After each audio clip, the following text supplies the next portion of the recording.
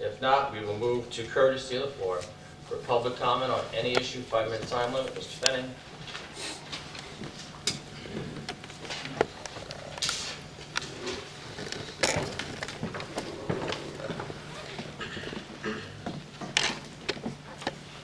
Robert Fenning, 2830 Linda Street. Let's chat about the Martin Tower TIF that may be coming up again.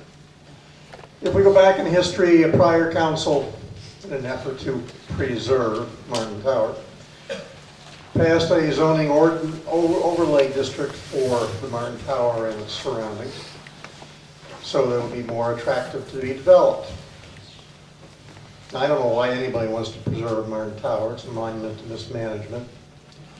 But I think it probably, at that point in time, may have had something to do with the fact that Mr. Pechter was the front man for the development, and or we have a little problem here of building envy between Allentown with its PPL Tower and Martin Tower.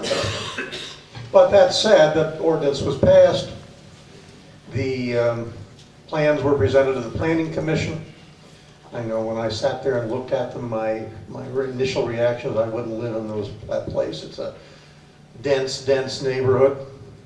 But when it was presented to the Planning Commission, it was presented as a condominium for the whole project, which meant all the streets, all the sewers, all the utilities were going to be put in by the condominium association and not the city.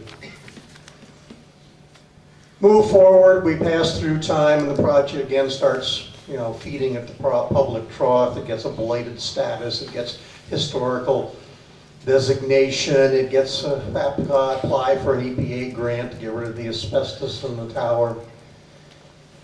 Then the project approaches the school board with a TIF proposal. Gave them, I believe, 3 options.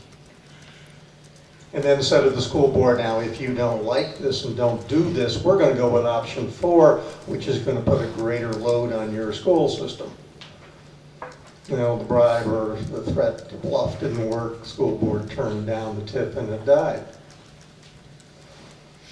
Now we're coming up again with discussion, at least in the press, and apparently there's been some approach made to the school board to bring back the TIF. And this time the developer says, okay, I'm going to take the tower and put more apartments, lower rentals into the building.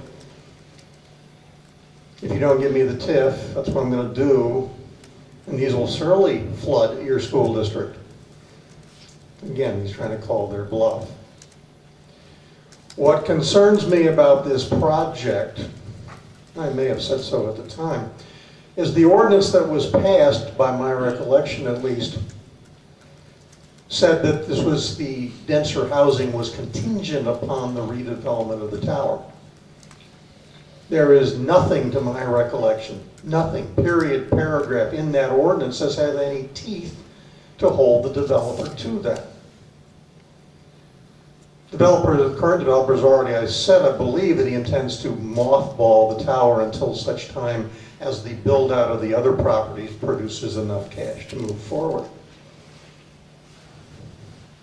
I am under the impression that should this proceed, they get their TIF and the development proceeds, that yes, the townhouses and the apartments as proposed around the tower will be built. And the tower will stay mothballed, and maybe within 1 year somebody from the city will call and say, when are you going to do something about it? Only problem is the corporation that built that will probably have long since folded its tent and gone away. And the city will now be stuck with a deteriorating, mothballed tower. I don't know what you can do. You can't change the zoning ordinance because the property was bought and under that ordinance. But I would love to see someone tell me how the city intends to enforce the redevelopment of that tower. I don't see how you can do it under the current ordinance. My thinking is it would be nice if somehow you could require the builder to put $10,000 per built unit around it into an escrow fund. So at least you'd have some money to implode the building at some point. Thank you. Thank you. Any other public comment? Dr. Abel?